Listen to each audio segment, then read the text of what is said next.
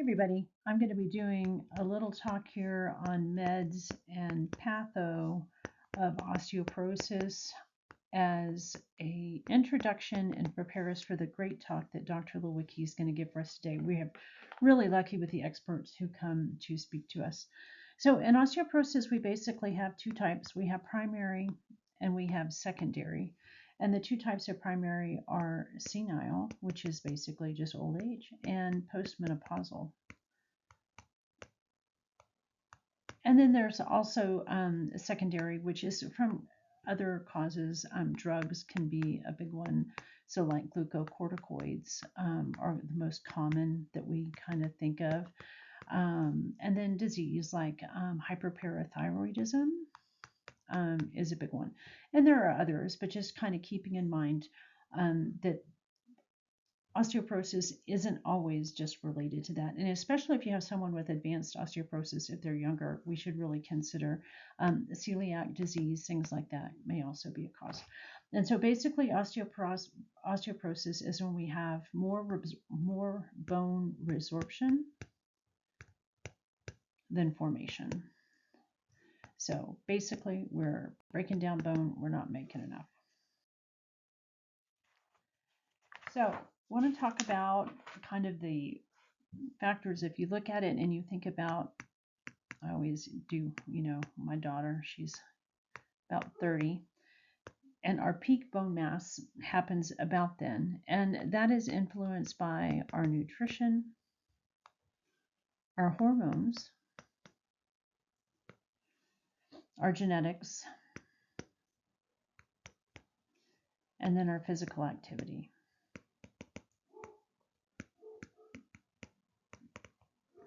So with aging, we're going to get decreased replication of our osteoprogenitor cells, decreased activity of blasts, which are the ones that form bone, decreased activity of the matrix growth factors of bone, oftentimes, usually decreased physical activity, and decreased bone formation. Now with menopause, or that great decrease in estrogen, in women, we're going to get an increase in, first we're going to get a decrease in the osteoprogenitor cells, and then we're going to get an increase in IL-6, IL-1, tumor necrosis factor, and then we're going to see an increase in rank and rank ligand. And all of that is going to add up to increasing classed activity.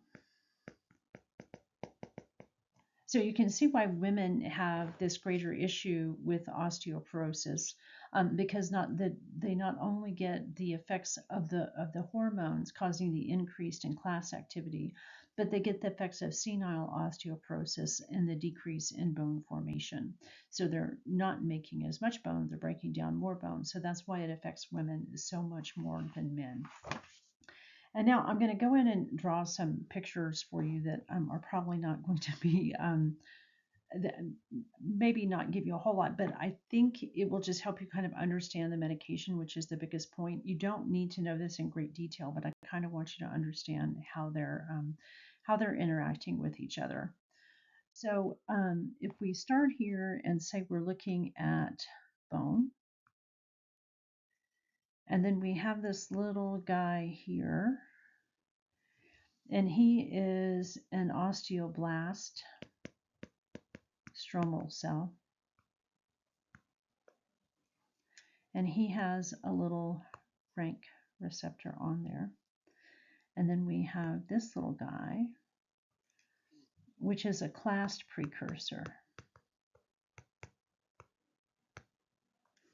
And he has a little rank L.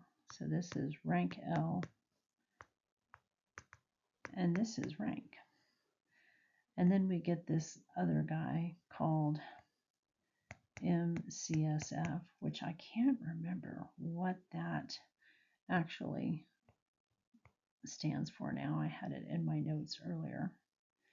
And they have also these little receptors on here called NF kappa beta.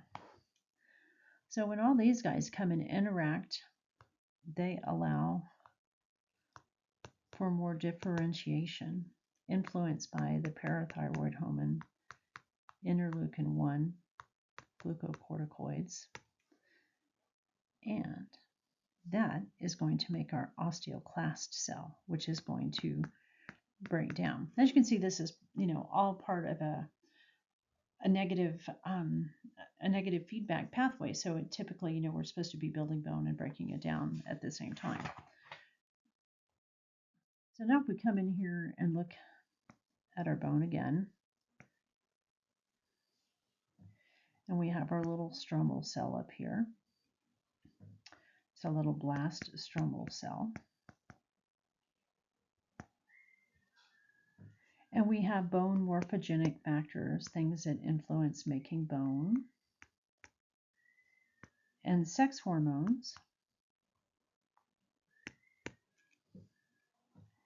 That's going to increase our OPG, or those progenitor cells upregulation. And this little rank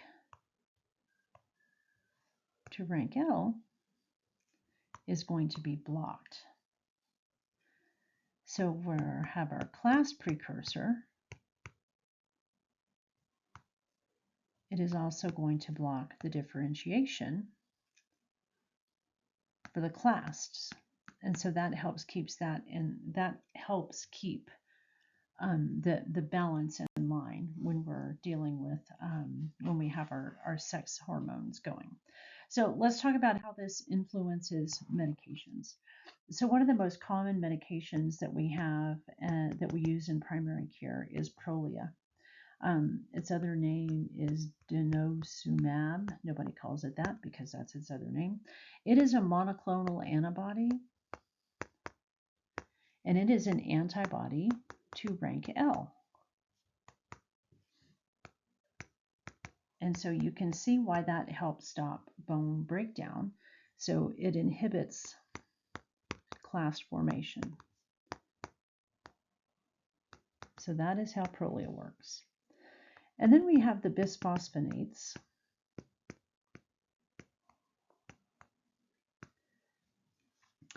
And they bind to bone mineral. So they bind kind of to the outline of the bone and actually interfere with clast activity.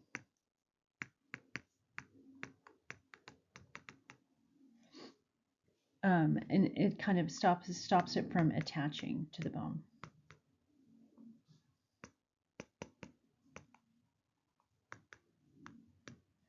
And it increases apoptosis of the clast. And so that helps that's how we help stop the breakdown of the bone with the bisphosphonates. And these two medications are really where we live in primary care. So those are the main ones we use. Now there are several others that are used by endocrinologists and people that specialize in treating osteoporosis. We have relaxifene, which is a selective estrogen receptor modulator, and it mimics the effect of estrogen. And so as we saw, that is going to help inhibit the clast. But it also happens to block estrogen in breast tissue, so it does not increase breast cancer risk.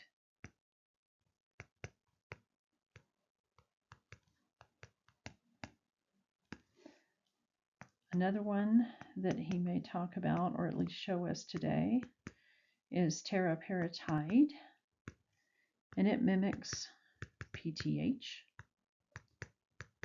to stimulate new bone growth.